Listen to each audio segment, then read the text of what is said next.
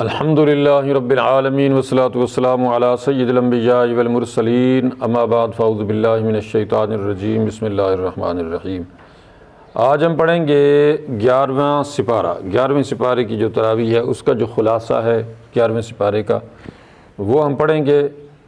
ارشاد باری تعالی ہے یعتذرون الیکم اذا رجعتم الیہم قل لا تعتذروا لن نؤمن لکم قد نبأنا اللہ من اخبارکم وَسَيَّرَ اللَّهُ عَمَلَكُمْ وَرَسُولُهُ ثُمَّ تُرَدُّونَ إِلَىٰ عَالِمِ الْغَيْبِ وَالشَّهَادَةِ فَيُنَبِّئُكُمْ بِمَا كُنْتُمْ تَعْمَلُونَ۔ اس صورت میں یعنی سورۃ توبہ کے اندر اللہ رب العزت نے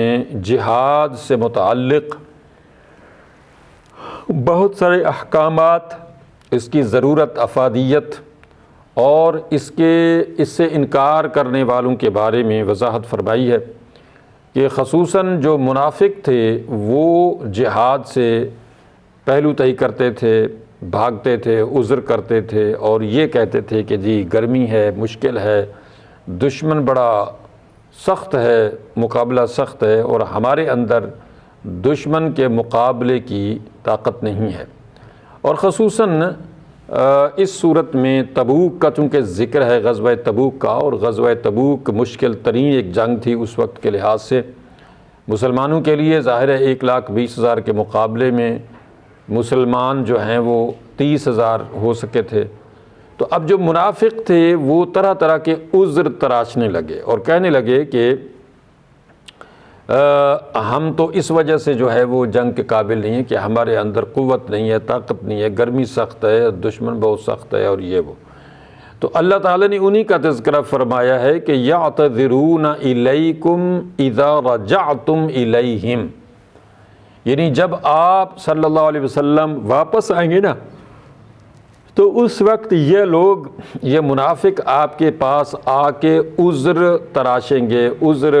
بیان کریں گے کہ ہم کیوں نہیں جا سکے غزوہ تبوک میں۔ اللہ نے فرمایا قل لا تعتذروا لن نؤمن لکم قد نبأنا اللہ من اخبارکم۔ اے رسول صلی اللہ علیہ وسلم آپ ان کو فرما دیجئے کہ تم عذر نہ بناؤ، عذر بیان نہ کرو، ہم ہرگز تمہاری کسی بات کا کوئی یقین نہیں کریں گے، اس لیے کہ قد نبأنا اللہ من اخبارکم، اللہ تعالی نے ہمیں تمہارے بارے میں ساری خبر دے دی ہے۔ وَسَيَّرَ اللَّهُ عَمَلَكُمْ وَرَسُولُهُ، تو اللہ تعالیٰ دیکھے گا تمہارے عملوں کو اور اس کا رسول دیکھے گا۔ ثُمَّ تُرَدُّونَ إِلَىٰ عَالِمِ الْغَيْبِ وَالشَّهَادَةِ، پھر تم لوٹائے جاؤ گے اس عالم الغیب والشہادہ کے پاس، یعنی اللہ کے پاس، کہ جو سارا چھپا چھپا اور ظاہر جانتا ہے۔ تم عذر تراش رہے ہو نا کہ تمہیں یہ تھا وہ تھا، تو اللہ کو تو تمہارے سارا پتہ ہے کہ تمہارے دلوں میں ہے کیا، تم کتنے بڑے منافق ہو، اللہ کو تو پتہ ہے۔ لہذا فَيُنَبِّئُكُمْ بِمَا كُنْتُمْ تَعْمَلُونَ، اللہ تو سارا کچھ بتا دیتا ہے، جو کچھ بھی تم کر رہے ہو، تمہارے دلوں میں کیا کھوٹ ہے، کیا منافقت ہے، تم اس کو چھپا نہیں سکتے ہو۔ لہٰذا اللہ تعالیٰ سے تمہاری کوئی بات بھی چھپ نہیں سکتی ہے، تم کتنے بھی عذر تراش لو، تم کچھ بھی کر لو، لیکن بہرحال تم اللہ سے نہیں چھپ سکتے۔ چنانچہ منافق کی سب سے بڑی نشانی جو قرآن میں اور خصوصاً اس صورت میں بتائی گئی ہے کہ منافق جہاد سے پیچھے ہٹنے کے لیے عذر تراشتے ہیں۔ اور چنانچہ اللہ رب العزت نے اس پوری صورت التوبہ میں منافقین کی یہ سب سے بڑی یعنی نشانی بتائی ہے، سب سے بڑی، کہ منافق جو ہیں وہ غزوے سے یا جہاد سے جو ہے وہ پیچھے ہٹنے کے لیے طرح طرح کے عذر تراشتے ہیں اور جھوٹ بولتے ہیں، اور اس طرح سے اپنی جان چھڑانے کے لیے، جان بچانے کے لیے غزوے سے یا جہاد سے پیچھے ہٹنے میں اس طرح سے جو ہے وہ باتیں بناتے ہیں۔ جبکہ اللہ نے فرمایا کہ مسلمانوں کی شان تو یہ ہے کہ ان اللہ اشتری من المؤمنین انفسهم واموالهم بان لهم الجنہ، کہ اللہ نے تو مسلمانوں سے ان کی جانیں اور ان کے مال جنت کے بدلے میں خرید لیے ہیں، اور یہ مومن اللہ کی راہ میں جہاد کریں گے فَيَقْتُلُونَ وَيُقْتَلُونَ وَعْدًا عَلَيْهِ حَقًّا فِي التَّوْرَاةِ وَالْإِنجِيلِ وَالْقُرْآنِ، یعنی مومن جو ہے وہ اپنی جان دے دیتا ہے جہاد میں، وہ کہتا ہے کہ میں نے اپنا سودا کیا ہے اپنی اس جان کا کہ یہ جان میری اللہ کی راہ میں قربان ہو جائے، میرا مال، میرا سارا کچھ، لیکن مجھے اس کے بدلے میں جنت ملے۔ تو یہ اللہ نے فرمایا اس نے سودا کیا ہے میرے ساتھ۔ اور وعدن علیہ حقاً فی التوراۃ والانجیل والقرآن، اور یہ اللہ رب العزت کا وعدہ ہے مسلمانوں کے ساتھ، تورات میں بھی، انجیل میں بھی اور قرآن میں بھی، یعنی جتنے بھی مومن گزرے ہیں گزشتہ اقوام عالم کے اندر، انہوں نے بھی اسی طریقے سے اللہ سے یہ سودا کیا تھا کہ پروردگار ہم سب کچھ قربان کرنے کو تیار ہیں، اپنا جان، اپنا مال، اپنا سب کچھ جہاد کے اندر، قتال کے اندر، جنگ کے اندر، جہاد فی سبیل اللہ کے اندر، ہمیں اس کے بدلے میں جنت عطا فرمائیے۔ تو یہ یعنی اللہ رب العزت نے فرمایا مومن کی یہ نشانی ہے کہ وہ جہاد کے لیے اس طریقے سے تیار رہتا ہے کیونکہ اس کو پتہ ہے کہ اس کی جان کے بدلے میں اللہ رب العزت اس کو جنت عطا فرمائیں گے، جبکہ منافق جو ہے اس کا کوئی ایمان یقین ہی نہیں ہے۔ اور یہی وجہ ہے کہ منافق ہمیشہ دین کے معاملے میں صرف وہی چیزیں کرتے ہیں جن سے وہ اپنے آپ کو یہ شو کرا سکیں، یہ دکھا سکیں کہ وہ بھی مسلمان ہیں، وگرنہ جو ہے ایسی چیزیں کہ جو بظاہر ان کے سامنے یعنی آنے والی نہیں ہیں، یا جہاں پہ جان جانے کا خطرہ ہے جیسے جہاد کے اندر، تو وہاں پہ وہ عذر تراشنا شروع کر دیتے تھے۔ اور یہی وجہ تھی کہ نبی کریم صلی اللہ علیہ وسلم نے ارشاد فرمایا کہ منافقین کے لیے عشاء کی نماز اور فجر کی نماز بہت بھاری ہیں، لیکن اگر یہ لوگ جان لیتے کہ ان نمازوں کا کتنا فائدہ ہے، تو اگر وہ گھسٹ کر بھی ان کو یعنی جانا پڑتا مسجد میں، تو یہ گھسیٹ کے اپنے آپ کو لے جاتے کہ کتنا بڑا اس کا فائدہ ہے۔ لیکن چونکہ ان کے یہ ایمان میں شامل ہی نہیں ہے، یا ان کا ایمان ہی نہیں ہے کہ یہ سب کچھ سچ ہے جو ہم کر رہے ہیں، وہ تو صرف لوگوں کو دکھانے کے لیے یہ سارا کچھ کر رہے ہوتے ہیں، ان کے دل میں تو ایمان ہوتا نہیں ہے، لہٰذا منافق جو ہے وہ پھر نہیں آتے عشاء کی نماز میں، فجر کی نماز میں کہ کس نے دیکھنا ہے، ٹھیک ہے اندھیرا ہے جاؤ۔ باقی دن کی نماز میں وہ بھی آتے تھے، جمعے میں آتے تھے وہ، اور ظہر کی نماز میں آتے تھے، عصر کی نماز میں آتے تھے۔ تو منافقین کی نشانی سب سے بڑی جو بتائی گئی ہے وہ یہی ہے کہ رعاء الناس، وہ لوگوں کو دکھانے والے کام کرتے ہیں، اور جہاں پہ جان جانے کا خطرہ ہو، جہاد جیسے معاملات ہوں، تو وہاں کیا کرتے تھے، وہ عذر تراشتے تھے، جبکہ مومن جو ہیں وہ آگے بڑھ بڑھ کے اپنے آپ کو پیش کرتے تھے کہ یا رسول اللہ ہمیں موقع ملنا چاہیے جہاد میں۔ اور یعنی ایسے نوجوان لڑکے جن کو رسول اللہ صلی اللہ علیہ وسلم واپس کر دیا کرتے تھے جنگ میں، وہ بھی کسی نہ کسی ہیلے بہانے سے کہتے تھے کہ نہیں یا رسول اللہ ہمیں اجازت عطا فرمائیے کہ ہم بھی جنگ میں، جہاد میں حصہ لے سکیں۔ وجہ یہ تھی کہ جس کے دل میں بھی ایمان تھا اور یقین تھا کہ اس جہاد، اس جان دینے کے بدلے میں جنت ملنی ہے، تو وہ کبھی بھی پیچھے نہیں ہٹتے تھے۔ اور اس کے بعد اللہ رب العزت نے ارشاد فرمایا کہ جہاد تو ایسی چیز ہے کہ وَلَا يُنْفِقُونَ نَفَقَةً صَغِيرَةً وَلَا كَبِيرَةً وَلَا يَقْطَعُونَ وَادِيًّا إِلَّا كُتِبَ لَهُمْ لِيَجْزِيَهُمُ اللَّهُ أَحْسَنَ مَا كَانُوا يَعْمَلُونَ، کہ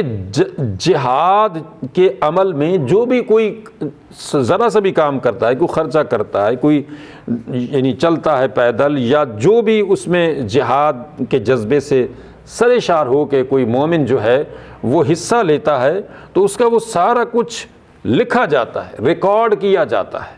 اس کو بدلہ ملنا ہوتا ہے، اس کو یعنی یقین ہوتا ہے اس کا کہ جو کچھ بھی وہ یہ عمل کر رہا ہے، جو ایفرٹ کر رہا ہے جہاد کے جذبے سے سرشار ہو کے، اس کو کئی گنا زیادہ بدلہ اللہ کی طرف سے دیا جانا ہے۔ لہٰذا اللہ نے اس کا تذکرہ بھی کیا کہ یہ یقیناً ایسے ہی ہے جیسے وہ جذبہ جہاد سے سرشار ہو کے جہاد میں آتے ہیں، بئی وجہ ان کو یہ سارا کچھ عطا کیا جاتا ہے۔ یہی وجہ تھی کہ نبی کریم صلی اللہ علیہ وسلم نے ارشاد فرمایا تھا کہ بہت سارے لوگ جو ابھی تمہارے ساتھ جہاد میں شامل نہیں ہیں، وہ پیچھے بیٹھے ہوئے ہیں، ان کو کسی عذر نے روکا ہوا ہے، کوئی نابینا ہے، کوئی بیمار ہے، کسی کو کوئی معقول عذر ہے اور اس کی وجہ سے وہ نہیں آ سکا ہے، لیکن صرف جذبے کی وجہ سے،